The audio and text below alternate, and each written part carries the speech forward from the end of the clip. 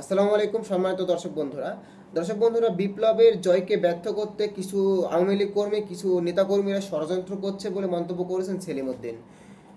তো স্বাধীনতার পরে 2024 সালে শেখ হাসিনা 5ই আগস্ট যখন পালিয়ে যায়, তারপরে আমাদের দেশ স্বাধীন হয় নতুন করে আবারও। তো এই কথা বলছেন যে বিপ্লবের বিজয় ব্যর্থ করতে নতুন করে ষড়যন্ত্র চলছে, মন্তব্যটি করেছেন সেলিম উদ্দিন। তো সেলিম উদ্দিন কী বলছেন সেটি আমরা বিস্তারিত আলোচনা করব। আর মূল ভিডিওতে যাওয়ার আগে আপনাদের কাছে একটি ছোট্ট রিকোয়েস্ট, প্রতিনিয়ত আপডেট নিউজ পেতে অবশ্যই আমাদের চ্যানেলটি সাবস্ক্রাইব করে পাশে থাকা বেল আইকনটি বাজিয়ে দিবেন। আগস্ট বিপ্লবের বিজয়কে ব্যর্থ করার জন্য নানাবিধ ষড়যন্ত্র চলছে বলে মন্তব্য করেছেন ঢাকা মহানগর উত্তর জামাতের আমির মোহাম্মদ সেলিম উদ্দিন। রোববার রাজধানীর ভাষাডাঙ্গা থানায় বিআরপি ইসলামী পাঠাগার উদ্বোধনী অনুষ্ঠানে এ মন্তব্য করেছেন তিনি।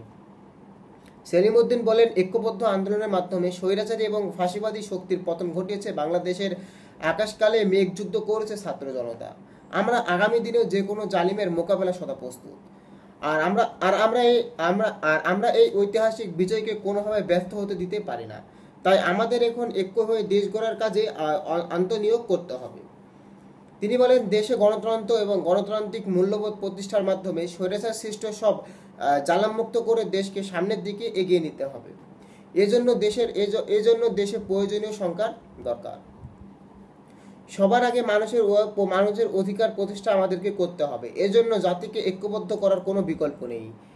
এই ঐক্যের মানদণ্ড হবে কুরআন এবং সুন্নাহর আদর্শ। মানবরচিত মতবাদ কখনো মানুষের জন্য কল্যাণকর হয় না। তাই দেশকে ক্ষুদ্র, দরিদ্র এবং অপপ্রশাসন এবং দুঃশাসন মুক্ত করতে কুরআন সুন্নাহভিত্তিক ইসলামী কল্যাণ রাষ্ট্র প্রতিষ্ঠার কোনো বিকল্প নেই।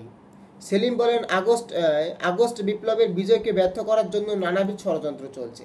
তাই এই বিপ্লবকে ধরে রাখার জন্য সবাইকে অত্যন্ত প্রহরীর ভূমিকা পালন করতে হবে। কেউ শান্তি কেড়ে নেওয়ার চেষ্টা করলে তাদের বিরুদ্ধে ঐক্যবদ্ধ প্রতিরোধ গড়ে তুলতে হবে।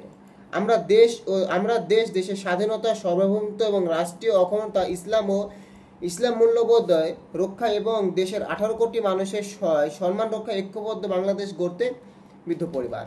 স্বৈরাচারী শক্তি এবং তাদের প্রতিভূতের ক্ষেত্রে কোনো প্রকার দুর্বলতা প্রশাসন সুযোগ নেই।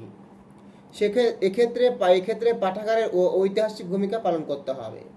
বিআরপি জনকল্যাণ পরিষদের প্রধান উপদেষ্টা আহসান হাবিবের সভাপতিত্বে অনুষ্ঠানে উপস্থিত ছিলেন বাংলাদেশের শ্রমিক কল্যাণ ফেডারেশনের কেন্দ্রীয় সহসভাপতি লস্কর মোহাম্মদ তাসলিম, জামাতের ইসলামী কেন্দ্রীয় মসজিদে সুরা সদস্য ও ঢাকা মহানগর উত্তরের সহকারী সেক্রেটারি ডাক্তার ফখরুদ্দিন মানিক, অঞ্চলের সহকারী পরিচালক মোহাম্মদ শহীদুল্লাহ, জোন টিম সদস্য আলাউদ্দিন মোল্লা, ভাষান টেক টানা সেক্রেটারি মোহাম্মদ হোসেন প্রমুখ। দর্শক বন্ধুরা, ইতিমধ্যে আপনারা সম্পূর্ণ ভিডিওটি দেখেছেন এবং সম্পূর্ণ ভিডিওটি দেখার পর আপনাদের গুরুত্বপূর্ণ মতামত অবশ্যই ভিডিওর কমেন্ট বক্সে কমেন্ট করে জানিয়ে দিবেন।